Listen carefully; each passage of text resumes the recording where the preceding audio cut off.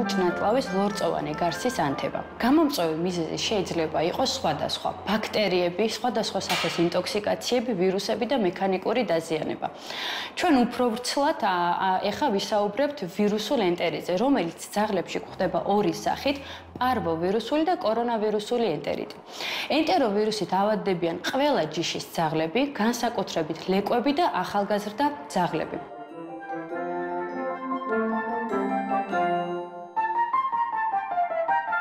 ახასიათებს საკმაოდ მწვავე მიმდინარეობა, გრძელდება დაახლოებით 5-7 დღის განმავლობაში. კლინიკური გამოვლინება იწყება მაღალი ტემპერატურით, 40-41 გრადუსამდე ადის ტემპერატურა, შემდგომ უკვე პირიქით ტემპერატურა ან ნორმაში ჯდება, ან ეცემა. მისი კლინიკური ნიშნები გავს ბევრ სხვა დაავადების კლინიკურ ნიშნებს. ამიტომ პირველივე სიმპტომის გამოვლენისთანავე სასწრაფოდ უნდა მივმართოთ ვეტერინარს, რადგან დროული დიაგნოსტირება მკურნალობის ეფექტურობას ამაღლებს.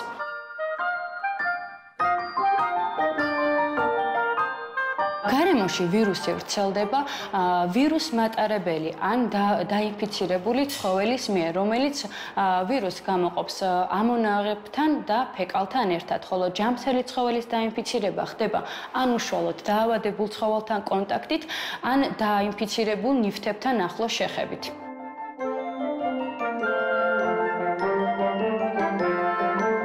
ენტერიტი როგორც ძაღლებში, ასევე კატებშიც მიმდინარეობს და შესაბამისად გამოწვევი მიზეზებიც არის სხვადასხვა: ბაქტერიები, ვირუსები და მექანიკური დაზიანებაც.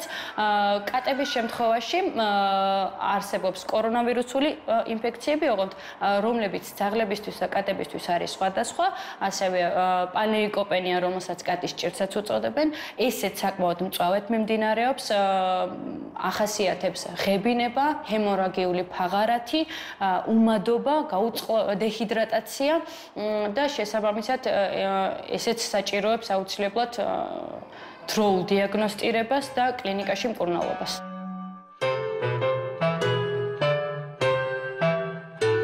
ამ დაავადების მიმართ უბრალოდ უფრო მეტად მგრძნობიარეები არიან გერმანული ნაგაზები, ამერიკული პიტბულ-ტერიერი, როტვეილერი და დობერმან პინჩერი. თუმცა ყველაფერი მაინც არის დამოკიდებული იმუნურ სისტემაზე და ვაქცინაციაზე. ვაქცინაცია არ არის 100%-იანი გარანტია, რომ ცხოველს არ შეხვდება ეს ვირუსი, თუმცა აცრილ ცხოველს გადარჩენის შანსი აქვს უფრო მეტი, იმიტომ რომ დაავადება უფრო კარგად გადააქვს, ვიდრე არავაქცინირებულ ცხოველს. და ყველაფერი არის დამოკიდებული ვაქცინაციაზე და იმუნურ სისტემაზე.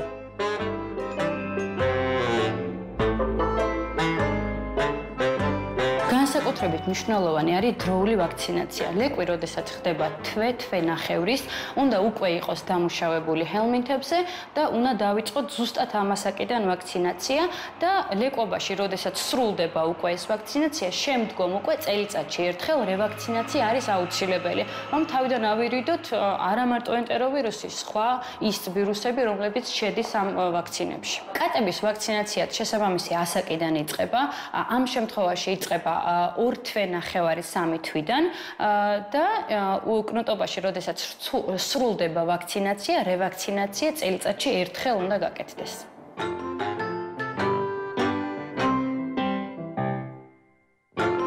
რამდენიმე უფრო ისეთი შეკითხვები არის ხოლმე, რომ თუ პატარა ასაკის ლეკვებს შეხვდათ ეს ვირუსი, გონიათ, რომ აღარ გაიზრდება ან დარჩება ჩამორჩენილი და პატარა, ასევე დაკარგავს განსაკუთრებით მონადირების პატრონებს აქვს ესეთი ილუზია, რომ დაკარგავს ყნოსვას და მხედველობას. და ადამიანზეც კონკრეტული პარვოვირუსული ენტერიტი და კორონავირუსული ენტერიტი ძაღლიდან ადამიანზე არ გადადის.